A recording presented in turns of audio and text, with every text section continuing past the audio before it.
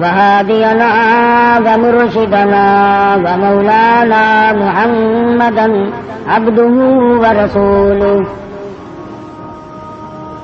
أرسله بالحق بشيرا ونذيرا صلى الله تعالى عليه وعلى آله وأصحابه وأزواجه وذرياته وبارك وسلم تسليما كثيرا كثيرا.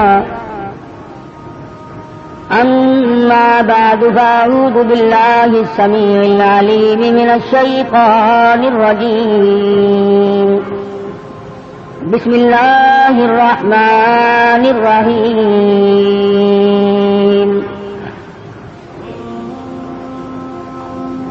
قل إن صلاتي ونسكي ومحياي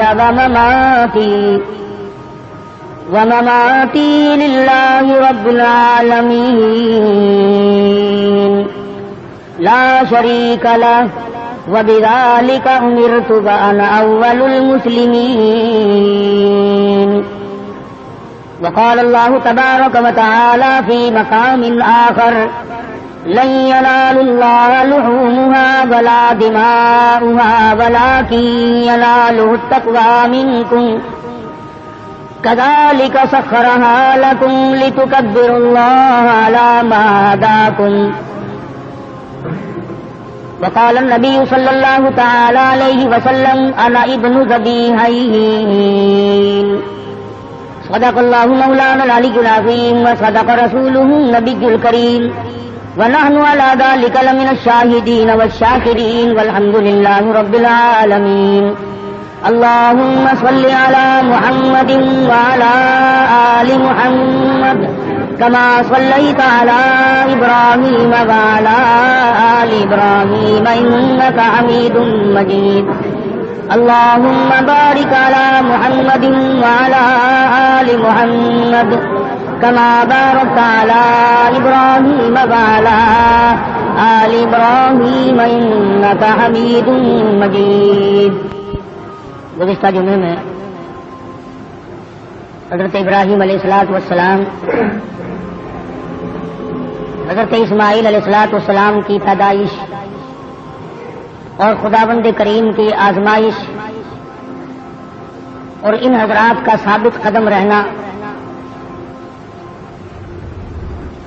مصیبت میں پریشانی میں آدمی ڈگمگا جاتا ہے، پھسل جاتا ہے. کمال اس کا ہے کہ امتحان لینے والا خداوند کریم ہو اور بندہ اس کے امتحان میں اگر پورا اتر گیا تو پھر کمی کس بات کی. مجھے اور آپ کو ہر وقت یہ دعا کرنی چاہیے کہ اللہ پاک آزمائش سے بچائے، امتحان سے بچائے. ہم لوگ امتحان کے قابل نہیں، ہم لوگ آزمائش کے قابل نہیں. ہمارا پرچہ پہلے ہی بالکل صاف ہے تو امتحان کیا دیں گے. یہ تو انبیاء اکرام کا مقام ہے کہ اللہ تبارک و تعالیٰ کی آزمائشوں میں، امتحان میں پورا اترنا ان کا بھی کمال ہے. اور پھر خداوند کریم ان کی دستگیری فرماتے ہیں، نبی کا قدم ڈگمگانے نہیں دیتے. نبی پھسل گیا تو خداوند کریم کو الزام آتا ہے، کیونکہ نبی خدا کا براہ راست نمائندہ ہوتا ہے. اس بنا پر انبیاء اکرام کی حفاظت بھی کی جاتی ہے. حضرت ابراہیم علیہ الصلوۃ والسلام پر مختلف آزمائشیں آئیں، مختلف امتحان آئے. خلیل نے سارے امتحانوں کے پرچوں کو صحیح حل کر کے دکھایا. اس پر بھی کبھی گھمنڈ نہیں کیا.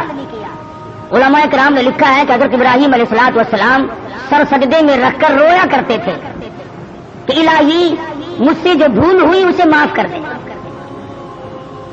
وہ سب کچھ کرنے کے بعد بھی ڈرتے تھے اور ہم کچھ بھی نہ کرنے کے بعد بھی نہیں ڈرتے. نبی کی ریس تو کسی سے بھی نہیں ہو سکتی. نبی کا مقام نرالا اور وراء الورا ہوتا ہے. بالخصوص حضرت ابراہیم علیہ الصلوۃ والسلام نے کمال کر دیا. بیوی اور اولاد کے بارے میں میدان میں چھوڑ دو، گریز نہیں. عشق کی بات ہے. جن لوگوں کو خداوند کریم کے ساتھ عشق ہو جاتا ہے اس کا جب مظہر ہو جاتا ہے تو انتہا ہو جاتی ہے. سوچنے والا سوچتا ہی رہتا ہے کہ بنے گا کیا. حضرت ابراہیم علیہ السلام کی آزمائش وہاں گھر میں ہوئی, وطن میں ہوئی, چیخا میں ہوئی, فلسطین میں ہوئی, مصر کے بادشاہ کے یہاں ہوئی. اس کے بعد بیوی اور بچوں کو میدان میں چھڑوا کر اللہ پاک نے امتحان کیا. تمام امتحانوں میں کامیاب ہے ابراہیم علیہ السلام. اور جب تھوڑے سے سیانے ہوئے, ہوشیار ہوئے, بچے کی عمر جب تقریباً 8 سال کی ہے, ایسی عمر میں بچہ بہت زیادہ پیارا لگتا ہے, محبوب ہوتا ہے. خلیل کے دل میں اسماعیل نے پھر جگہ پکڑی, پھر محبوبیت لوٹ کے آئی. اللہ پاک نے پھر فرمایا خلیل یہ تیرا دل صرف میرے لیے ہے, اس میں کسی کے لیے گنجائش نہیں ہونی چاہیے. عرض کیا میرے پروردگار یہ میرا قلب تو صرف تیرے لیے. فرمایا نہیں نہیں, اسماعیل علیہ السلام تم تو بھی پیار کرتے ہو نا. ذی الحجہ کا مہینہ ہے, یہی مہینہ 7ویں تاریخ کو خواب دیکھا, ابراہیم میری راہ میں صدقہ کرو. 100 اونٹ ذبح کر دیے, صبح اٹھ کر 100 اونٹ ذبح کیے. 8ویں رات کو پھر خواب دیکھا میری راہ میں کوئی صدقہ کرو, پھر 100 اونٹ ذبح کیے اور غربا میں تقسیم کر دیے. ہمیں اگر اس قسم کا کوئی موقع آئے گا تو اللہ میاں نے چڑیا کا صدقہ تو منظور نہیں کیا, ویسے پھر گر کر ہم ککڑی مرغی پہ تو آ ہی جاتے ہیں نا. جب بھی صدقہ دینے کی نوبت آئے, بچہ بیمار ہے, پریشانی ہے, کوئی بڑی عورت آ کر کہہ دیتی ہے کہ اللہ کی راہ میں صدقہ کرو, تو زیادہ سے زیادہ ہم مرغے پہ دوڑتے ہیں, کیونکہ تھوڑے پیسوں کا وہی ہے, اور تھوڑے پیسوں میں راضی ہونے والی ذات صرف اللہ کی اور کوئی نہیں. یا زیادہ سے زیادہ بکرے پر پہنچتے, مگر یہ خلیل ہے جو ایک امر پر 100 اونٹ ذبح کر رہا ہے. دوسری رات کو خواب دیکھا تو پھر بھی 100 اونٹ قربان کر دیے. 9ویں رات کو پھر خواب دیکھا تو آواز آئی میں وہ چیز مانگتا ہوں جو دنیا میں تجھے سب سے زیادہ محبوب ہو, سب سے زیادہ جو شے مرغوب ہے اس کی قربانی مانگتا ہوں. بس سمجھ گئے کہ اسماعیل علیہ السلام سے زیادہ اس کائنات میں مجھے کوئی پیارا نہیں ہے, اس کی قربانی مانگی جا رہی. صبح ہوئی, حضرت ہاجرہ سے فرمایا کہ نہلا دھلا دو, تیاری کر دو, بہت بڑے دوست سے ملانے لے کے جاؤں گا. حضرت ہاجرہ نے تیاری کر دی, نئے کپڑے پہنائے, غسل کرایا, تیار کر کے ابا کے ساتھ کر دیا. چپکے سے چھری اور رسی بغل میں دبا لی حضرت ابراہیم علیہ السلام نے. شان نبوت دیکھو کہ عورت ذات مخل نہ ہو جائے, تکلیف پہنچنے پر یہ شاید برداشت نہ کر سکے. قرآن کریم نے عجب انداز کے ساتھ فرمایا او میرے نبی حضرت محمد رسول اللہ صلی اللہ تعالی علیہ وسلم فرما دیجئے کل ان صلاتی و نسکی, کالی کملی والے صلی اللہ علیہ وسلم کل کہو, فرما دو, سمجھا دو, لوگوں کو بتا دو, آگاہ کر دو, ان صلاتی و نسکی, میری نماز بھی, میری قربانی بھی, چلو ہم نے مان لیا عبادات کے درجے میں جو ہوں گی وہ اللہ کے لیے ہو جائیں گی, باقی اللہ میاں کے لیے نہیں. فرمایا جس قسم کی بھی نماز ہو میری وہ نماز بھی, اور جس طرح کی قربانی ہو میری وہ بھی. اور حضور علیہ السلام کو حکم ہوتا ہے اور کالی کملی والے زیادہ وضاحت کر دیں ان لوگوں کے سامنے. قرآن کریم میں لوگ پڑھتے جائیں, قیامت تک خبردار ہوتے جائیں. وَمَحْيَايَ وَمَمَاتِي, اور دنیا والوں میرا جینا میرا مرنا للہ رب العالمین, یہ سارے کا سارا اس پروردگار عالم کے لیے ہے جو سارے جہان کا پالنہار ہے. میرے لب بھی اگر ہلیں گے تو اسی ذات کے لیے, میرا قدم حرکت کرے گا اسی کی رضامندی کے لیے, میرا ہاتھ حرکت کرے گا اسی کی رضامندی کے لیے, میری آنکھ اگر اشارہ کرے گی وہ بھی اللہ کی رضامندی کے لیے. وَمَحْيَايَ وَمَمَاتِي, اور لوگوں میں مدنی کریم صلی اللہ علیہ وسلم کا مرنا جینا سارا اسی کی ذات کے لیے ہے.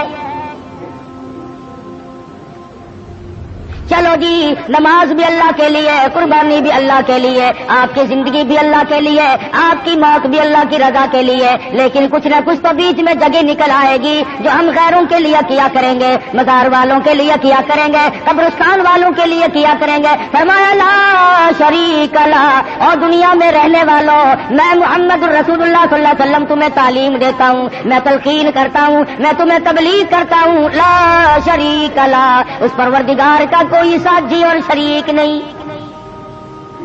وَبِذَلِكَ أُمِرْتُ وَأَنَا أَوَّلُ الْمُسْلِمِينَ، اور دنیا میں رہنے والوں مجھے خداوند کریم نے حکم دیا ہے، مجھے امر ملا ہے کہ سب سے پہلا فرما بردار میں بنوں۔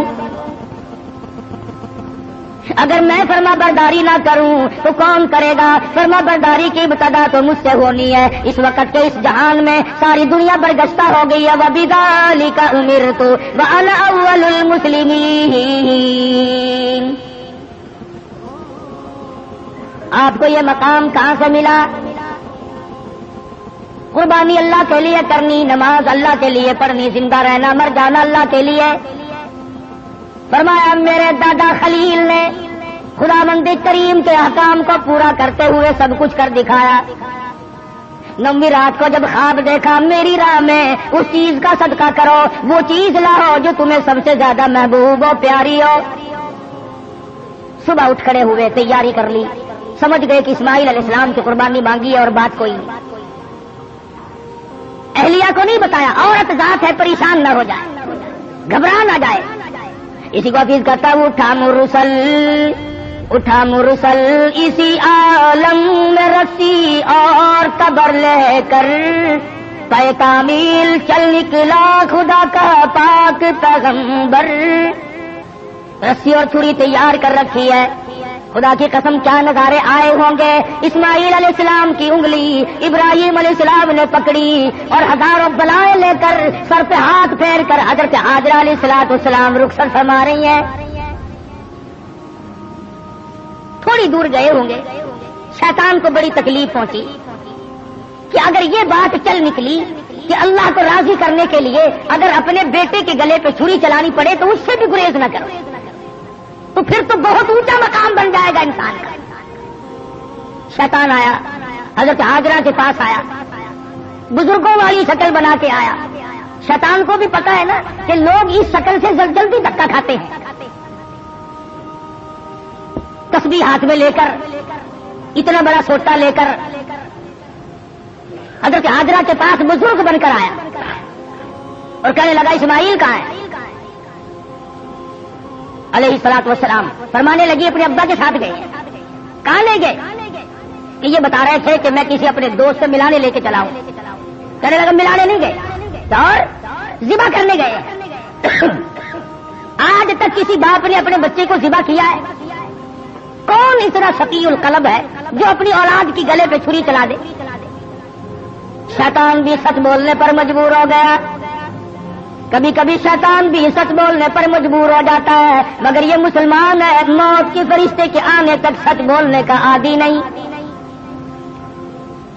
شیطان بھی کبھی کبھی سچ بول جاتا ہے، مسلمان نے کبھی بولنا ہی نہیں۔ چھوٹا بڑا امیر غریب عوام حکام جھوٹ بولنے میں لگے ہوئے ہیں، دھوکہ دینے میں لگے ہوئے ہیں۔ اللہ میاں فرماتے ہیں یخادعون اللہ والذین آمنوا وما یخدعون الا انفسهم وما یشعرون۔ اللہ میاں کو دھوکہ دیتے ہیں، اللہ دھوکہ نہیں کھا سکتا، وعلیم بذات الصدور ہے، فرمایا اس پر ایمان رکھنے والوں کو دھوکہ دے دیا جاتا ہے۔ خداوند کریم فرماتے ہیں انہیں بھی دھوکہ نہیں دیتے ہیں، اپنے آپ کو دھوکے میں ڈال رہے ہیں۔ لا یغرنک تقلب الذین کفروا فی البلاد۔ شیطان کہنے لگا ہاجرہ خلیل مجبور ہے، کائے کی مجبوری آ گئی؟ کہ وہ مجبوری اس لیے اللہ پاک نے قربانی مانگی ہے، خداوند کریم نے قربانی مانگی، خلیل چھری اور رسی ساتھ لے کے گئے، حضرت ہاجرہ رونے لگی، اور ابراہیم یہ تم نے کیا کیا، مجھے کیوں پیچھے چھوڑ گئے، اللہ کی راہ میں جب اپنے بچے کو ذبح کرنا تھا تو مجھے عورت سمجھ کر کیوں چھوڑ گئے، رب اکبر کی قسم جب اللہ کا نام لے کر میرے لگتے جگر کے گلے پہ آپ چھری چلاتے میں ہاتھ پکڑ کے بیٹھ جاتی۔ او میرے خلیل آپ قربانی کرتے، بچے کو ذبح کرتے، کم سے کم میں پاس کھڑی ہو کر جھولی پھیلا کر قبولیت کی دعا مانگتی۔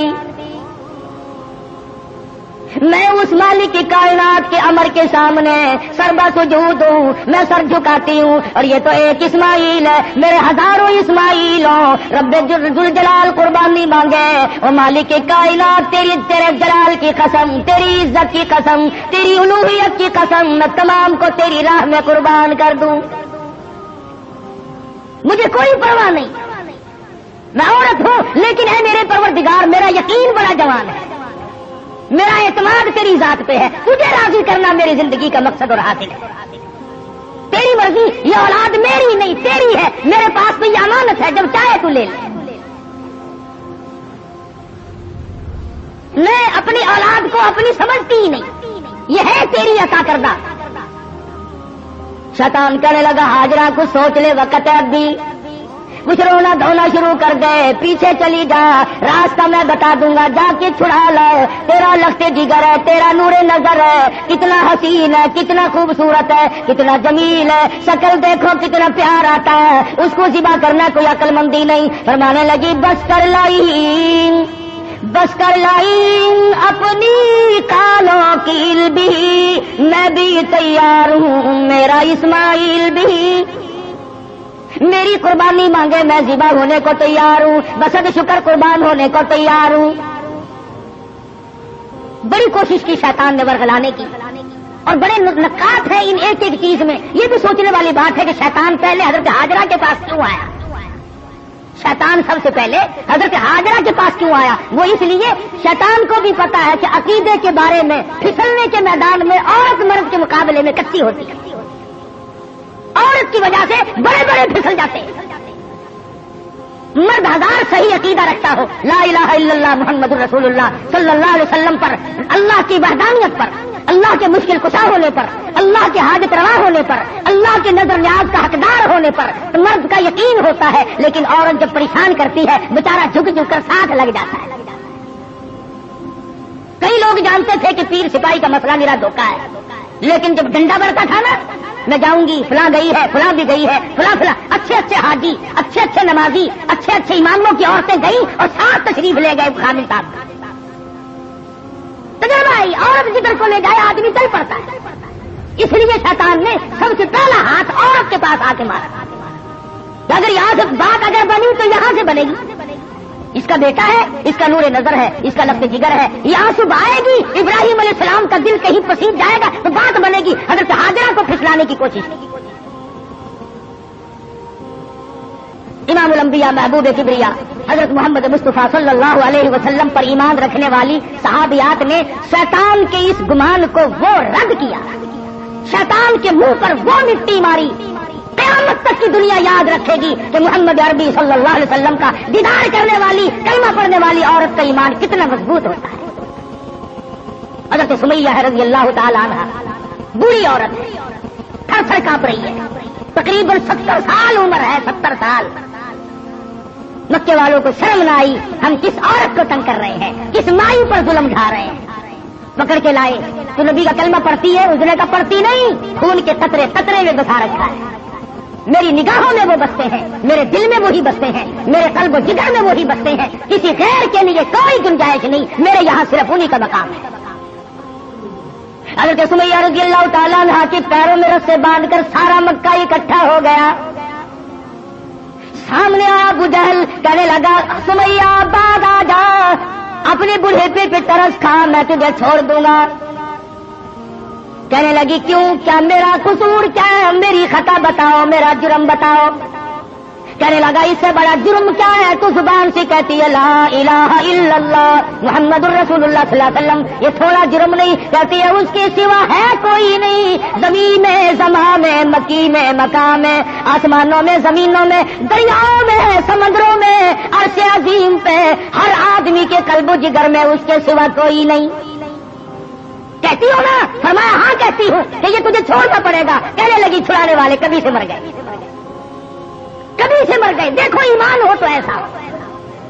میں تو کہہ لیتے ہیں نا جی مجبوری کے وقت میں بندہ مجبور جو ہو گیا، اس سمیہ مجبور نہیں، کافروں کی حکومت ہے، کافروں کا شہر ہے، کافروں کی برادری ہے، سارا جہان کفر سے بھرا ہوا ہے، ایک 70 سال کی بوڑھی عورت اپنی ایمان پر مضبوطی کے ساتھ جمی کھڑی ہے، دھکا دیا جاتا ہے، اٹھ کھڑی ہوتی ہے، اپنے ایمان کا سودا نہیں کرتی۔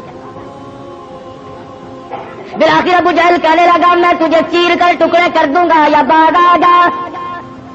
حضرت سمیہ کہنے لگی اب کمینے چلا جا میری آنکھوں کے سامنے سے، تم مجھ سے یہ امید نہ رکھ، میری کمزوری کو نہ دیکھ، میرے بوڑھے کو نہ دیکھ، میری ضعیفی اور ناتوانی کو نہ دیکھ، بلکہ میرے ایمان کو دیکھ۔ یہ مکے کے پہاڑ اپنی جگہ سے چل سکتے ہیں، رب ذوالجلال کی قسم میرے ایمان میں رائی کے دانے کے برابر بھی فرق نہیں آ سکتا،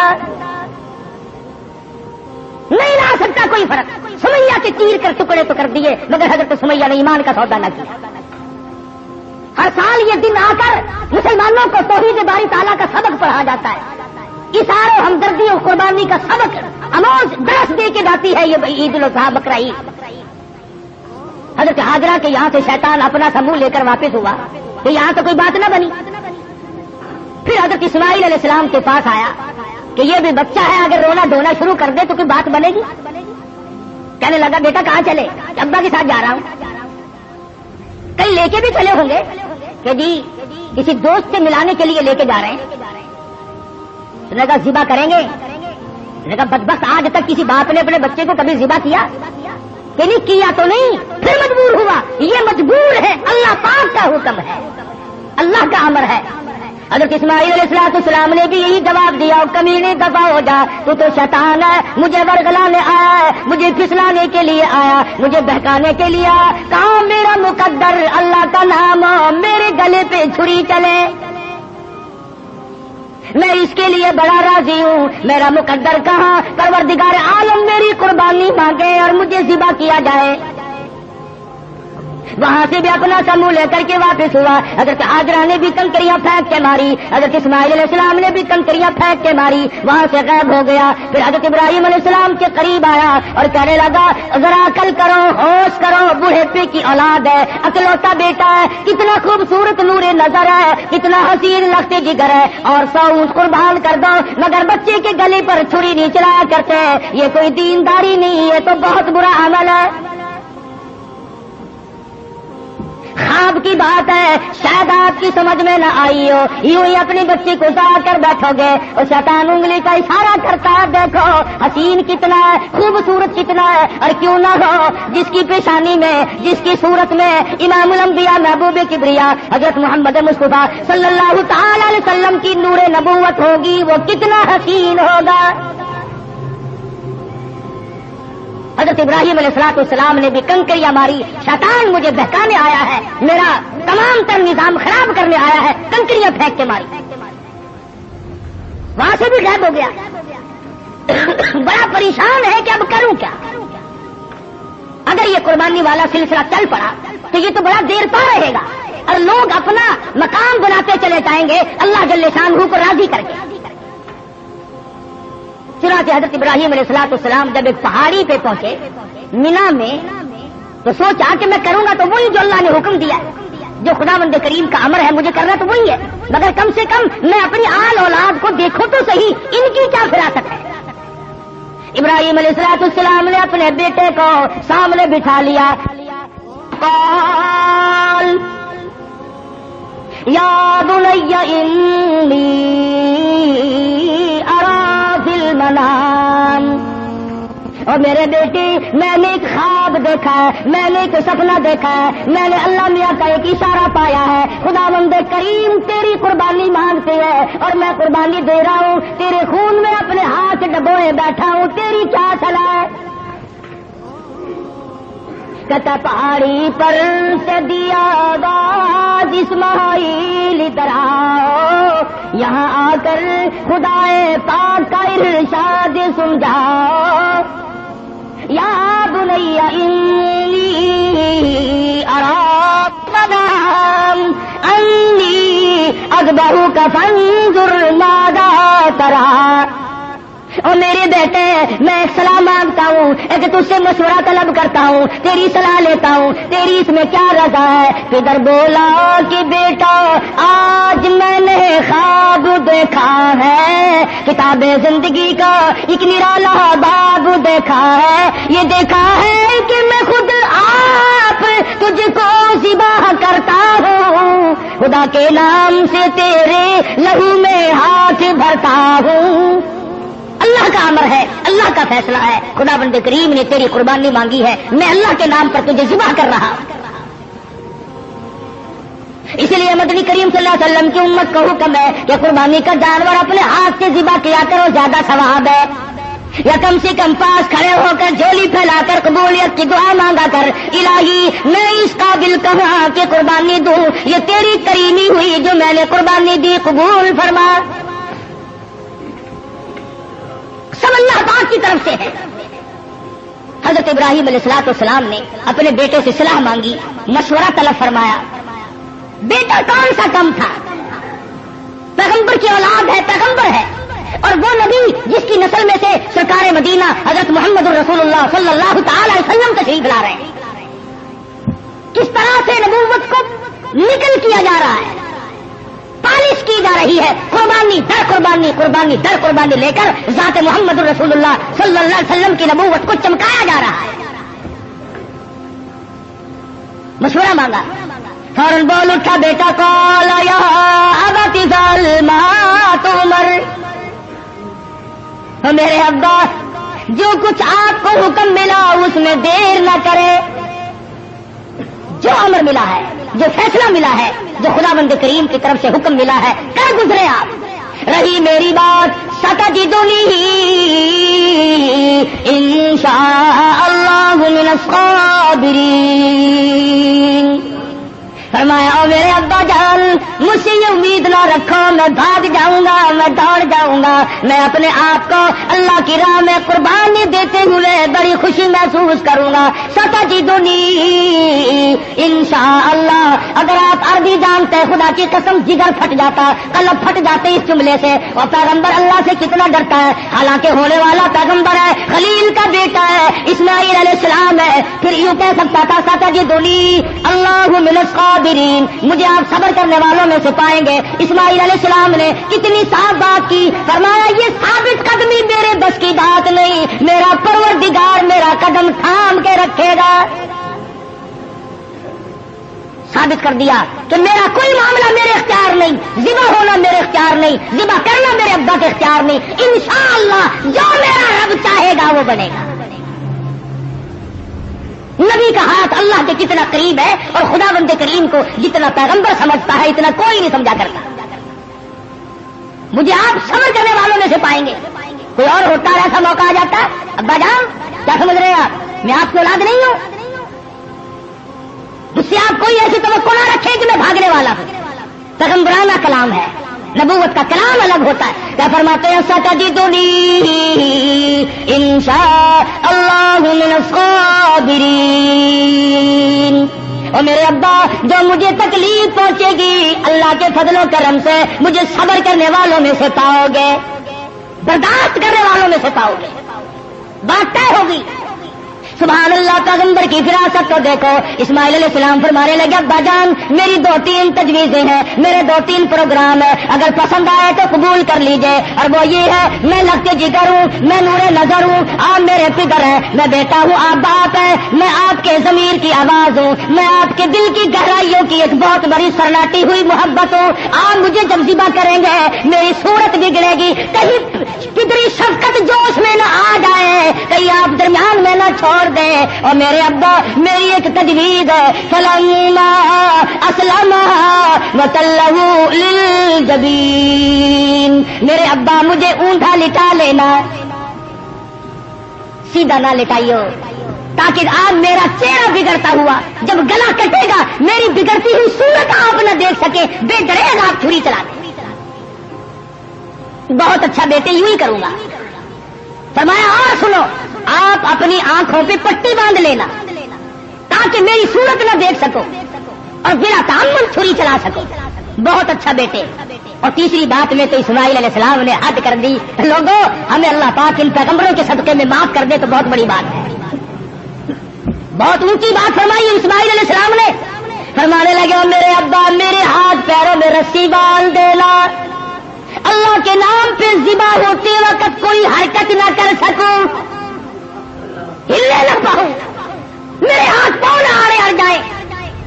ادب بھی ہے میرے ابا میرا ہاتھ پیر آپ کو لگ نہ جائے تڑپتے ہوئے, کہیں آپ کی بیگ بھی مجھے مار نہ ڈالے.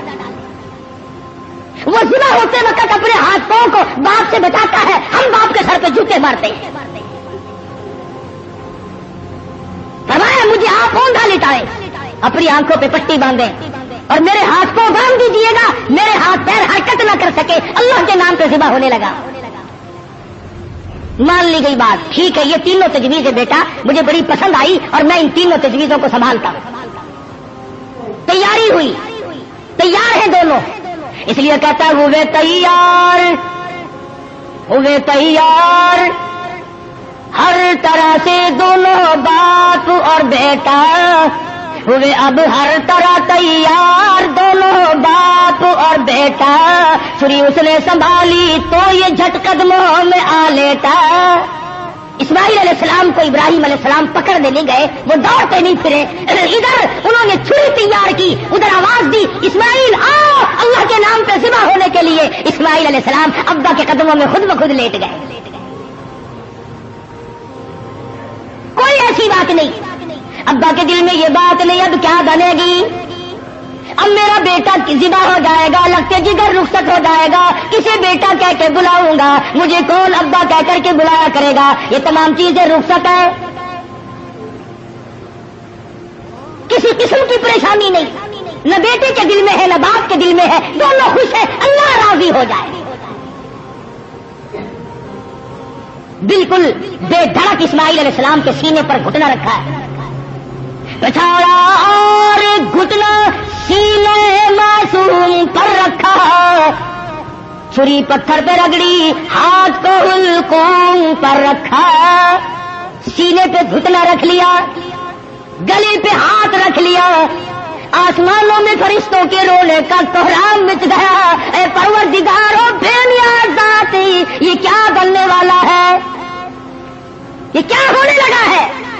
ہم نے اس قسم کا ماجرا آج تک نہیں سنا, آج تک نہیں دیکھا. تیری راہ میں تیرے نام پہ آج کے بعد لخت جگر ذبح ہونے لگیں گے, یہ ذبح ہو رہا ہے.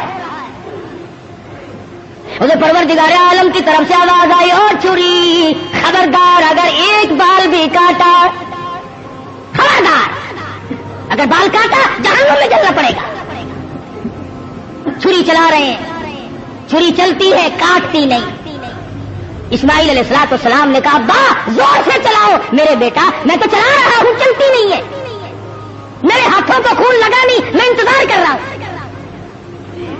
واہ اسماعیل علیہ السلام تیری دانائی پر قربان ہو جاؤں. فرمایا ابا ذرا ٹھہرو, شاید اللہ پاک کو میری تجویز میرا بنایا ہوا ہیلا مسیلا منظور نہیں. مجھے سیدھا لٹاؤ, آپ اپنی پٹی کھول دو, شاید مالک کائنات کو یوں منظور ہو, باپ بیٹے کی نظر بھی ملے, چھری بھی چلے. بیٹا باپ کو تڑپتے ہوئے دیکھے, بیٹا باپ کے ہاتھ کو گلے پر چلتا ہوا دیکھے, چھری بھی چلے, نظر بھی ملے, محبت بھی مچلے, ارمان بھی نکلے, شاید یہ منظور ہو. اسماعیل علیہ السلام سیدھے لیٹ گئے. ابراہیم علیہ السلام نے پٹی اتار دی, ہاتھوں کی رسیاں بھی کھلوا دی. شاید اللہ کو یوں منظور ہو میری راہ میں قربان ہونے والے تڑپ تڑپ کی جان دے دے. چھری چل رہی ہے, کاٹتی نہیں ہے. کاٹے کیسے, امر الہی جو نہیں, خدا نے جو کاٹتی، آج میں اور تو ہے جو اللہ کے امر کے خلاف ساری زندگی بسر کرتے ہیں۔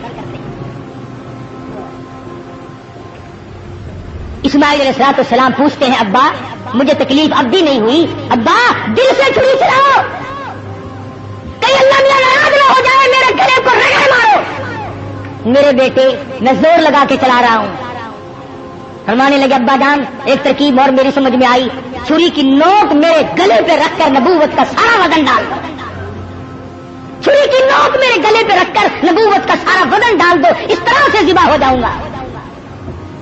ادھر اللہ پاک نے چھری کو حکم دیا ہوا خبردار اگر ایک رونگٹا بھی کاٹا۔ تجھے کیا معلوم ہے چھری کی شامت آ گئی، اوپر بھی نبی نیچے بھی نبی، کہاں جائے کس طرح پہ کرے؟ اوپر بھی پیغمبر ہے نیچے بھی پیغمبر ہے، ادھر اللہ میاں نے حکم دے رکھا ہے او چھری اگر ایک رونگٹا بھی کاٹ دیا تجھے معلوم ہونا چاہیے یہ وہ اسماعیل ذبیح اللہ ہے جس کی نسل میں سے میں آمنہ کے در یتیم حضرت محمد کریم صلی اللہ علیہ وسلم کو لانا چاہتا ہوں۔ چھری بڑی مجبور ہے، نیچے پیغمبر ہے اوپر بھی پیغمبر ہے، تھوڑا سا راستہ لکڑی کے دستے میں ملا اس میں تو اتر گئی، لکڑی میں تو گھس گئی مگر نیچے اسماعیل علیہ السلام کا رونگٹا نہ کاٹا۔ پریشان ہے ہوا کیا؟ اتنی دیر میں دیکھتے کیا ہے آسمان کی طرف سے کہ دمبا آ کے پڑا اور آواز آئی یہ جنت کا رہنے والا دمبا اس کی قربانی دو۔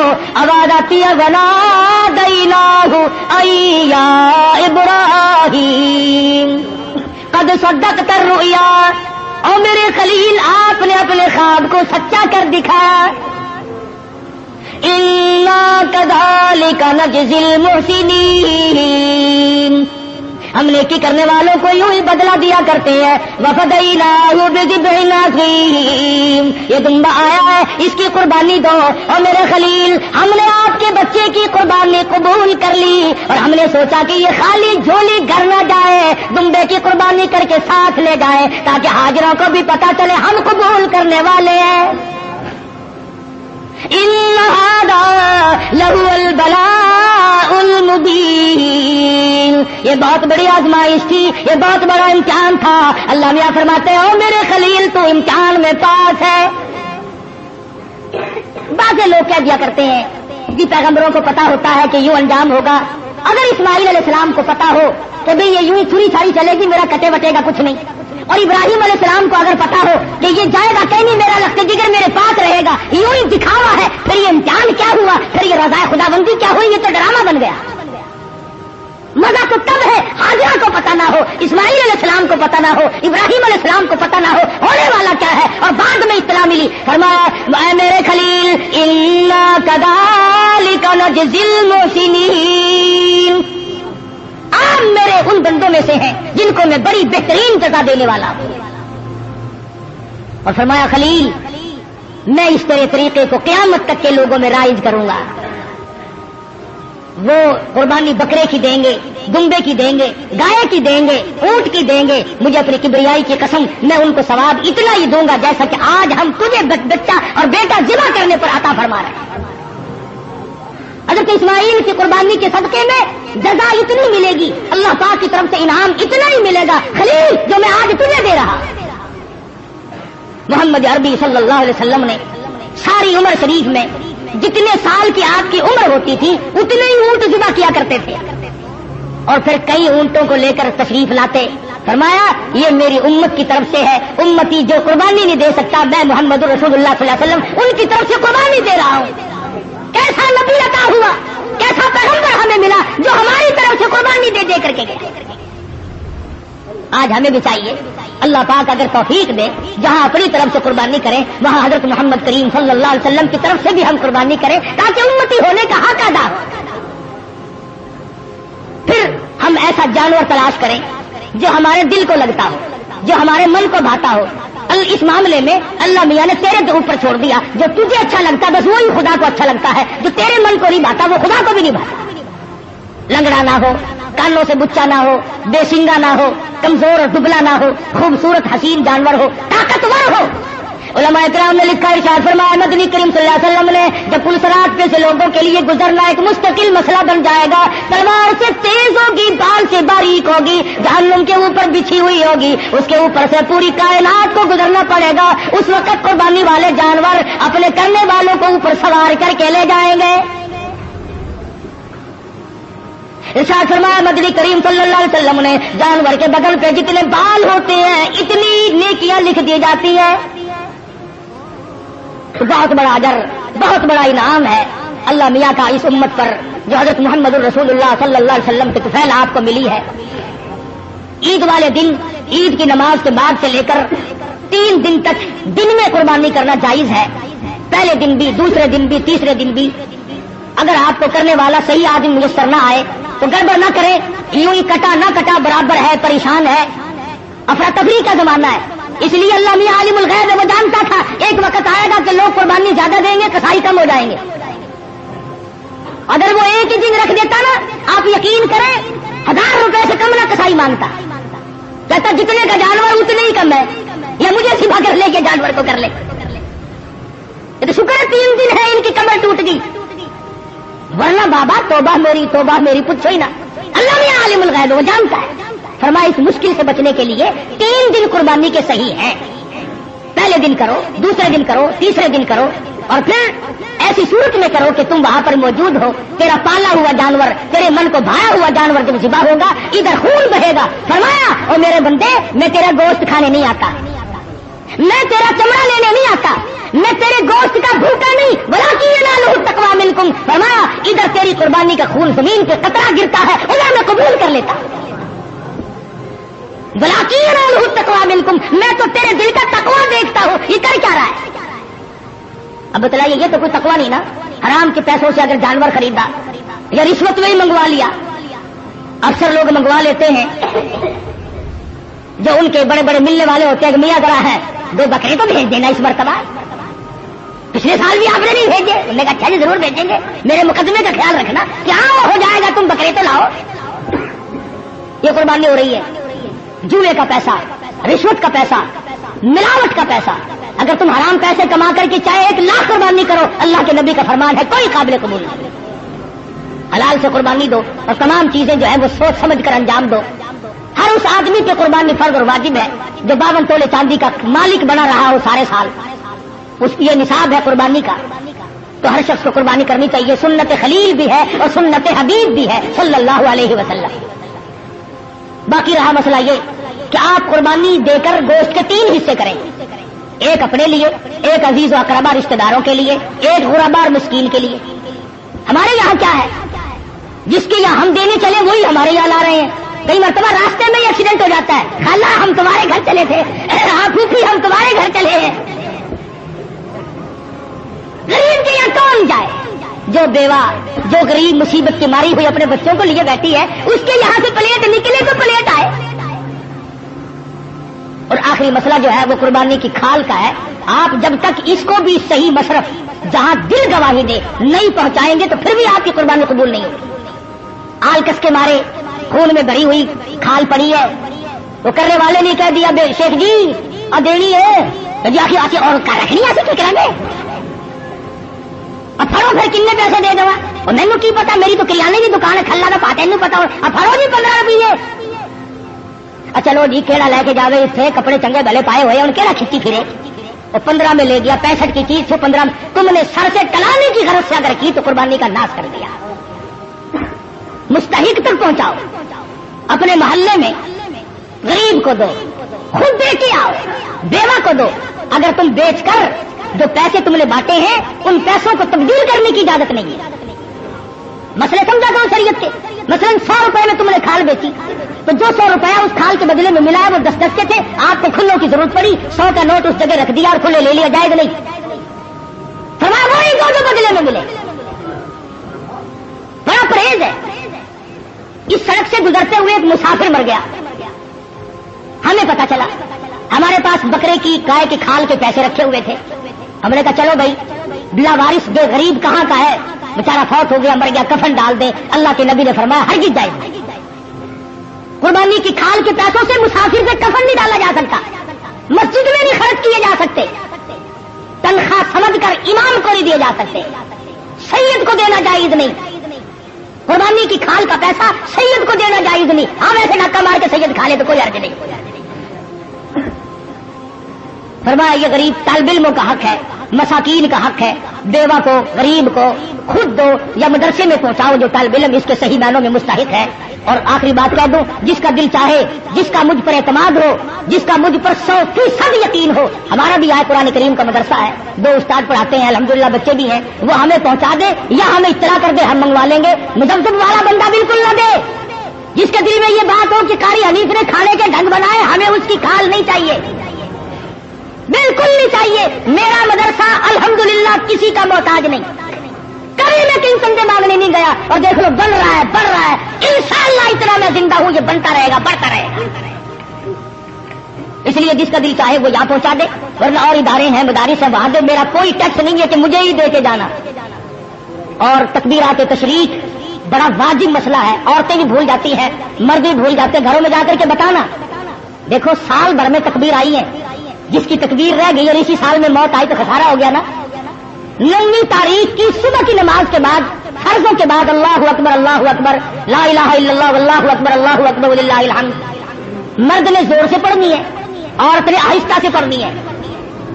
یاد کراؤ گھر والیوں کو، تمہاری یہ منشا تو نہیں کہ ہم جنت میں چلے جائیں اور یہ جس غریب درجن بچے تیرے جنے یہ جہنم کا ایندھن بنے. اس بات سے بچاؤ ان غریبوں کو. واجب ہے، اگر نہیں پڑھا تو عورت اور مرد گناہگار ہوں گے. ہر فرض نماز کے بعد 9ویں تاریخ کی فجر سے لے کر 13ویں تاریخ کی عصر تک ہر فرض نماز کے بعد اللہ اکبر لا الہ الا اللہ واللہ اکبر اللہ اکبر وللہ الحمد. مرد نے زور سے پڑھنی، عورت نے آہستہ پڑھنی. تکبیر آہستہ پڑھے، لڑ لے چاہے کوٹھے پہ چڑھ کر.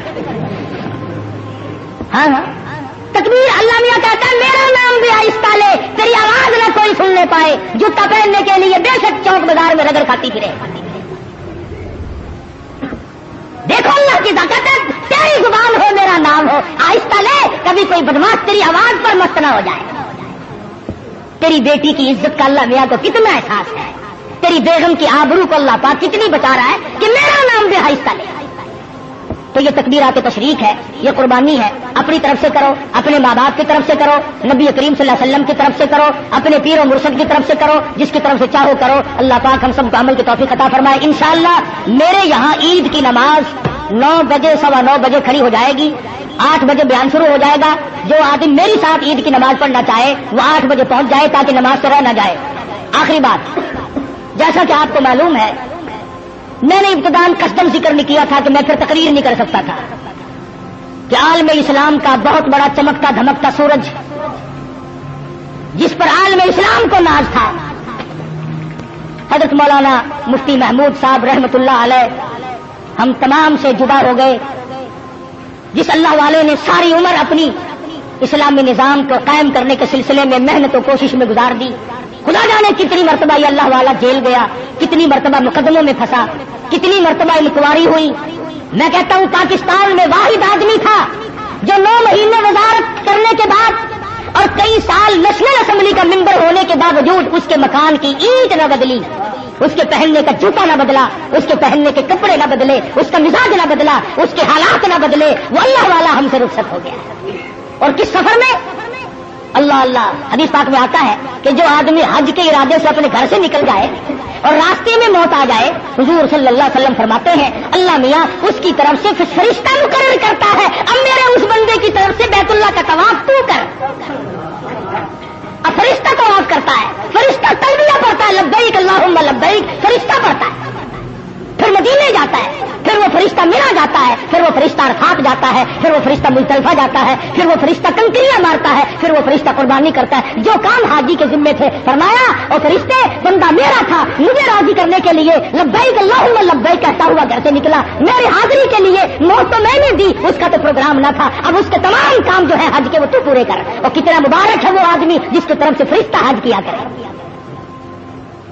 مزید ویڈیوز کے لیے ہمارے channel house of Islam subscribe کرنا نہ بھولیں.